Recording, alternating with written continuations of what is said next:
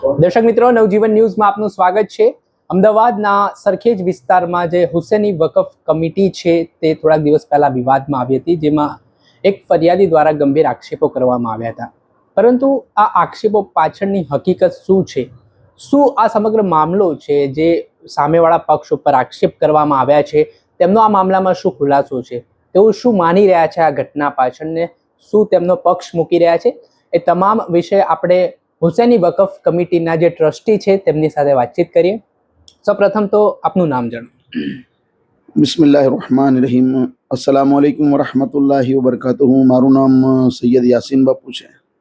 યાસીન બાપુ, જે રીતે આ હુસેની વકફ કમિટી છે વિવાદમાં આવી છે, અકબરભાઈ ચોપડા નામના ફરિયાદી દ્વારા એક આરોપ કરવામાં આવ્યો છે કે આ જે વકફની જગ્યા છે ત્યાં ગેરકાયદેસર રીતે દુકાનો બાંધી દેવામાં આવી છે ને તે વ્યક્તિગત ઉપયોગ એ દુકાનોનો થઈ રહ્યો છે।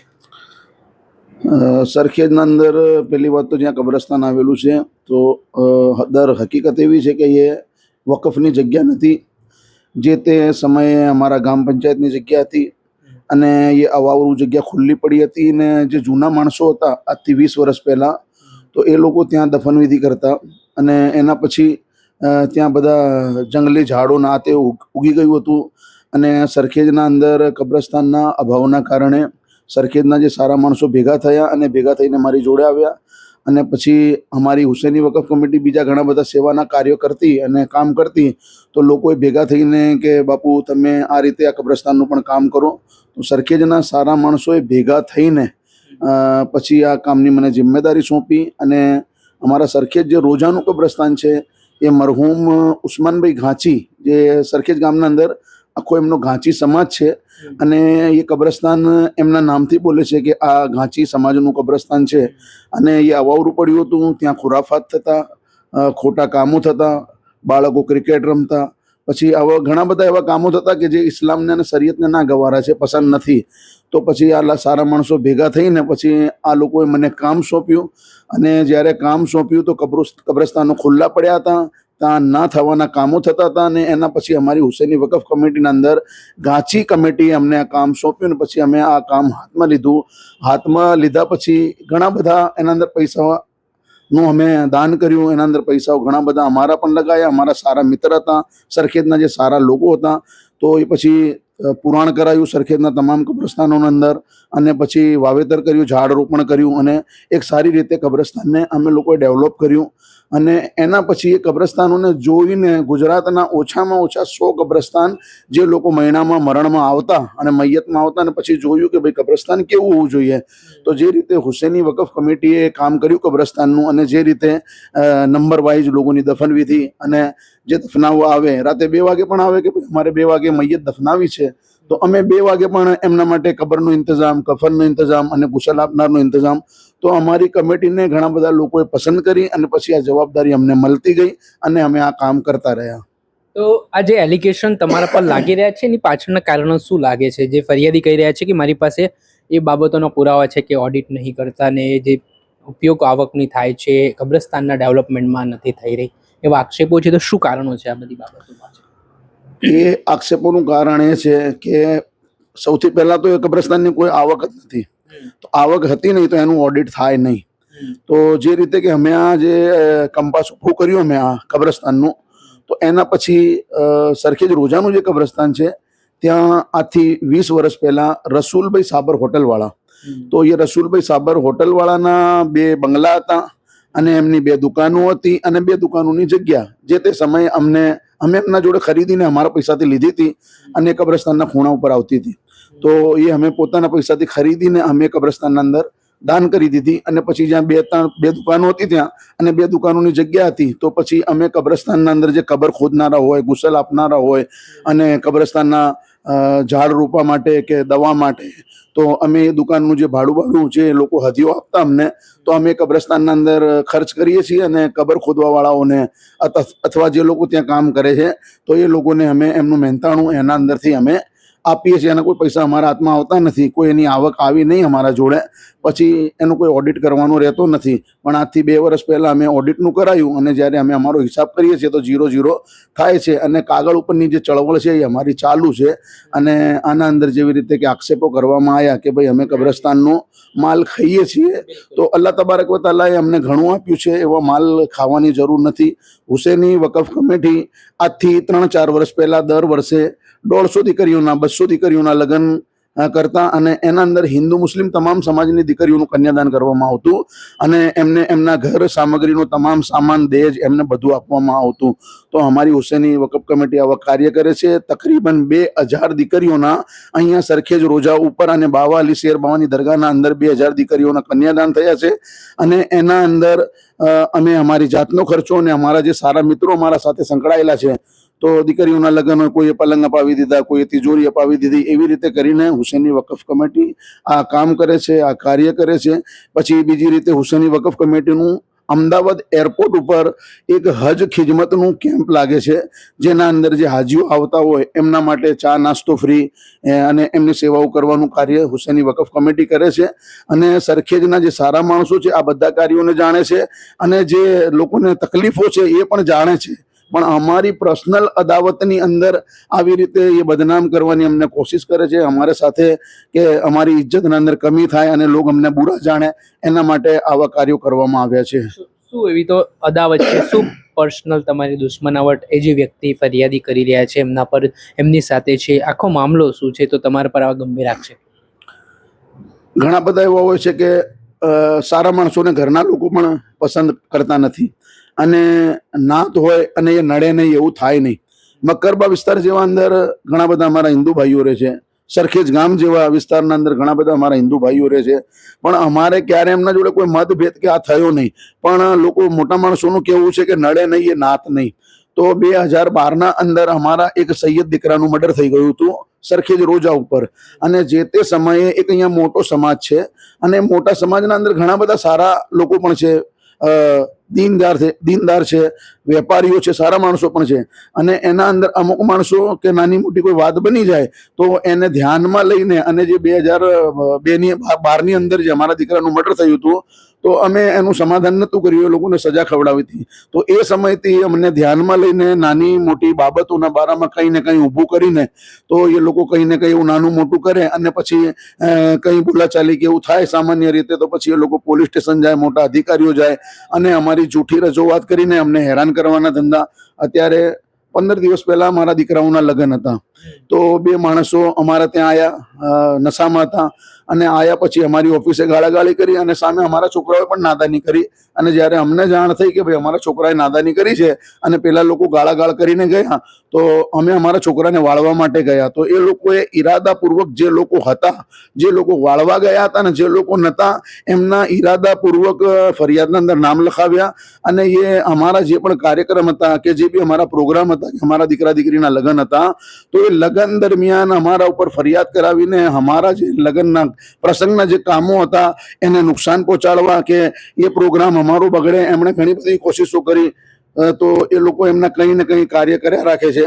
અને જે આ રીતે ખોટી બદનામી કરીને કે ભાઈ કબ્રસ્તાનની અંદર આવું છે, કબ્રસ્તાનની હકીકત એવી છે કે કબ્રસ્તાન એક ઉજ્જડ જમીન હતી અને જે સરખેજ રોજાનું કબ્રસ્તાન છે એ સરખેજ રોજા કમિટીમાં આવે છે.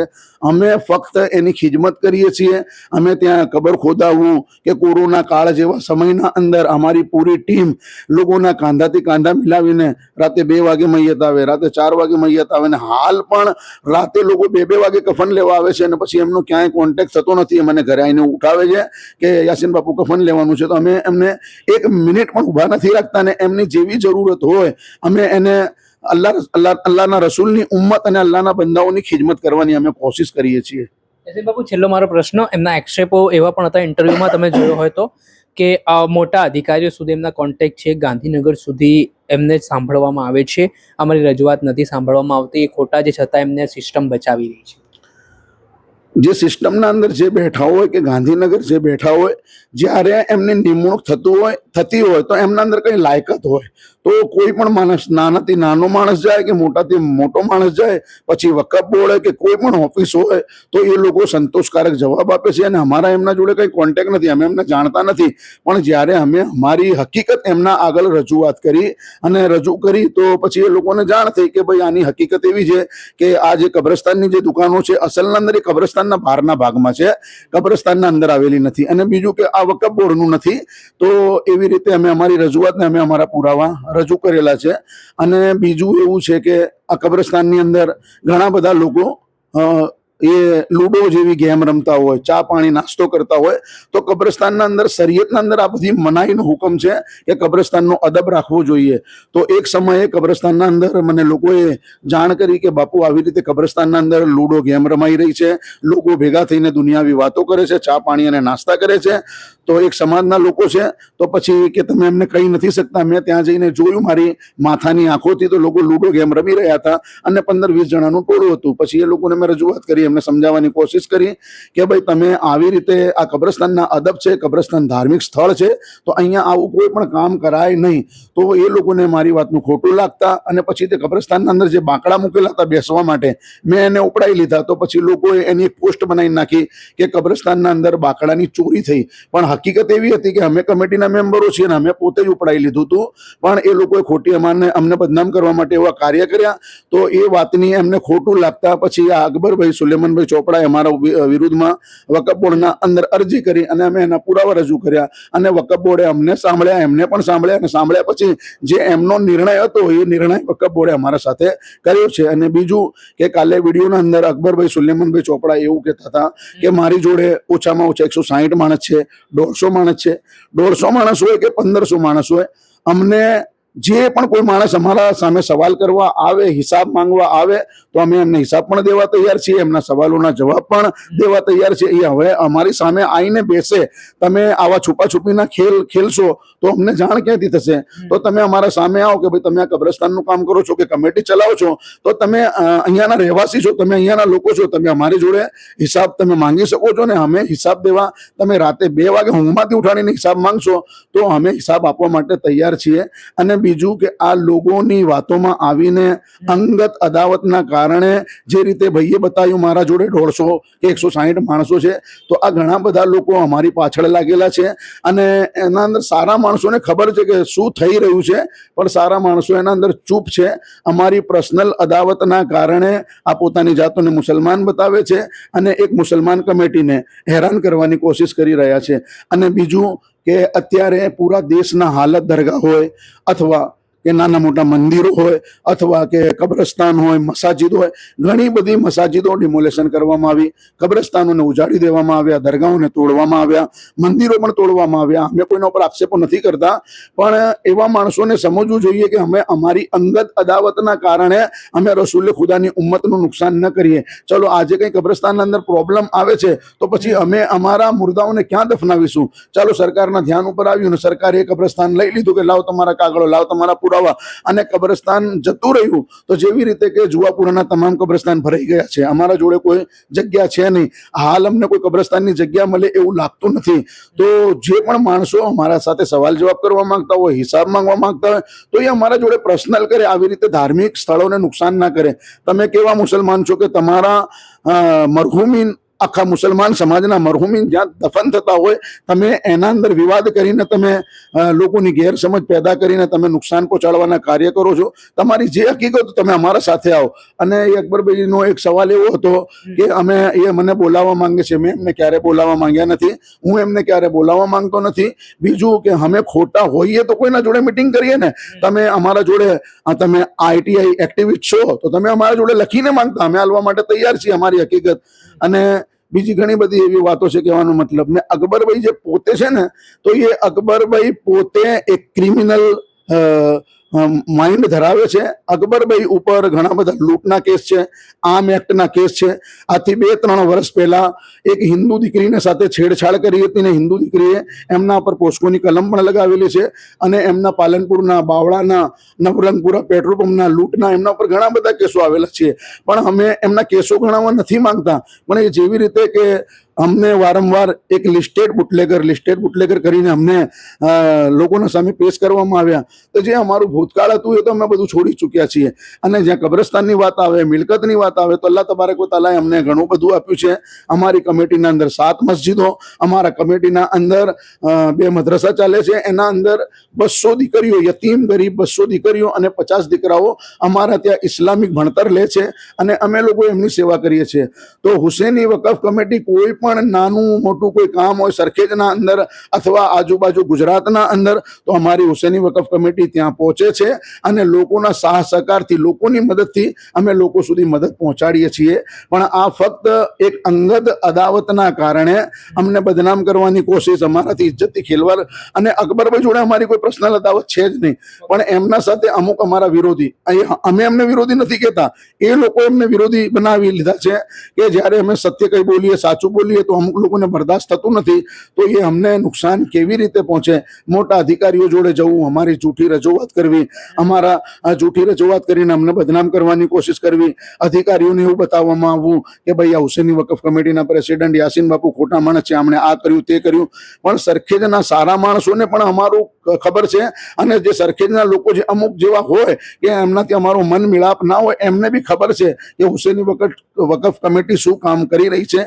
અને છેલ્લા 20 વર્ષથી અમે લોકોની સેવા કરી, અમે ખિદમત કરી, અને જે સારા માણસો હતા એ લોકોએ મોહબ્બત આપી, અને જે લોકો અમારા પર બળતરા રાખતા, જે અમારાથી નારાજ હતા, તો એ લોકોએ આવી રીતે અમને બદનામ કરવાની કોશિશ કરી છે. લોકોને, સરખેજના તમામ લોકોને, અને તમામ લોકો જાણે પણ છે ને, હું ફક્ત એટલું જ કહેવા માંગુ છું કે સરખેજના લોકો અમારા કામથી ના ખુશ હોય તો તમે સરખેજના લોકો તમામ જે મીડિયાના, જે અમારા હિન્દુસ્તાન સંવિધાનના સાથે સંકળાયેલા તમામ પત્રકાર, તો સરખેજના અંદર જેવી રીતે કે ભાઈ ફતેવાડી વિસ્તાર છે, જુવાપુરા વિસ્તાર છે, ઘણી બધી આખા વિસ્તારની મૈયતો સરખેજના અંદર આવે છે. અને અમારું કામ કેવી રીતે ચાલી રહ્યું છે, અમે શું સુવિધાઓ આપીએ છીએ, શું એમની ખિદમત કરીએ છીએ, તો આપ તમામ મિત્ર ત્યાં જઈને એમનું પણ રિવ્યૂ લો. અને એ લોકો, લોકલ માણસો, જનતા શું કહેવા માંગે છે કે અમારું કામ કેવી રીતે અમે કરીએ છીએ.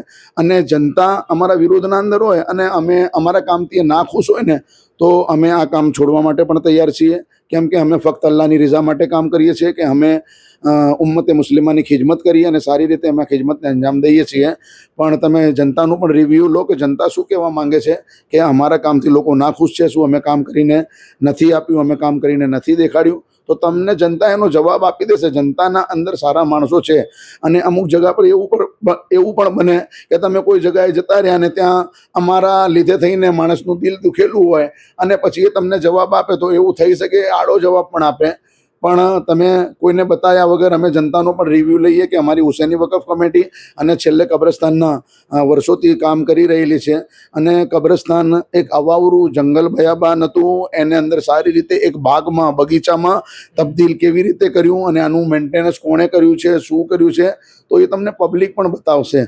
તો બસ હવે મારી તો એવી ઈચ્છા હતી કે તમે પબ્લિક જોડે આનો નિર્ણય લો. પબ્લિક અમારી જજ છે, અને પબ્લિક ઉપર અમે અમારો ફેંસલો છોડીએ છીએ. અને જે બદનામ કરવાવાળા છે, જે લોકો દુશ્મન બનીને બેઠા છે, આપણે એમના માટે કેટલા પણ કાર્યો કરીશું તો એ લોકો કંઈ આપણી વાવા કરવાના નથી. ઘણા બધા એવા કેસો છે કે સરખેજ પોલીસ સ્ટેશનમાં નથી જતા, મારી ઓફિસે આવે છે, કોઈની દીકરી જતી રહે, કોઈની બૈરી જતી રહે, કોઈના બીજા ઇન્ટરનલ કંઈ પણ મસલા હોય ને, તો અમે અમુક મેટર પોલીસ સ્ટેશન જવા નથી દેતા. લોકો અમારું માન સન્માન કરે છે, અમારી ઇજ્જત રાખે છે, અને અમુક લોકોને એની પણ બળતરા થાય છે. અને એ ધ્યાનમાં લઈને અમને કેવી રીતે ડેમેજ કરવા, અમારી ઇજ્જત કેવી રીતે ખરાબ કરવી, હંમેશા એ કોશિશો કરવામાં લાગેલા છે. અને ઘણા બધા એવા સારા માણસો પણ છે કે એ જોઈ રહ્યા છે, પણ એ એકબીજાથી સંકળાયેલા હોય તો એ લોકો ચૂપ છે. પણ આજે ચૂપ રહે છે, કાલે અમે ખોટા હશું તો અમારે, અને એ લોકો ખોટા હશે તો અલ્લાહની બારગાહમાં એક ના એક દિવસ તો અમારે જવાબ દેવો જ છે. ચોક્કસથી આભાર. આ હતા હુસેની વકફ કમિટીના જે ટ્રસ્ટી યાસીન બાપુ. તેમણે આજે તેમના પર આક્ષેપો તેમની કમિટી પર થયા છે તેને લઈને ખુલાસો મૂક્યો છે અને કહ્યું છે કે આ વ્યક્તિગત દુશ્મનાવટના કારણે એક જે ખારમાં લઈને તેમના પર આક્ષેપો કરવામાં આવી રહ્યા છે, પરંતુ વાસ્તવિકતા કંઈ જુદી છે. ને તેમણે એવું પણ કહ્યું છે કે ભવિષ્યમાં જો હિસાબ આપવાની વાત હોય, સામે પક્ષે જે આરોપ કર્યા છે તેમણે ડિબેટમાં બેસવાની વાત હોય તો પણ તેઓ તૈયાર છે. ત્યારે જોવાનું રહ્યું કે જનતાએ આમાં નક્કી કરવાનું છે કે આગામી દિવસોમાં શું થાય છે, કેમ કે આક્ષેપ પ્રતિ આક્ષેપ તો થવાના છે. પણ કોણ સાચું છે કોણ ખોટું છે તપાસનો વિષય છે અને જનતા આ બાબતે શું માને છે તે જોવો. દર્શક મિત્રો, આવા જ અવનવા વિડીયો સાથે આપણે માહિતગાર કરતા રહીશું, એટલે નવજીવન ન્યૂઝ જોતા રહો. વૈષ્ણવજન તો તેને કહીએ જે પીડ પરા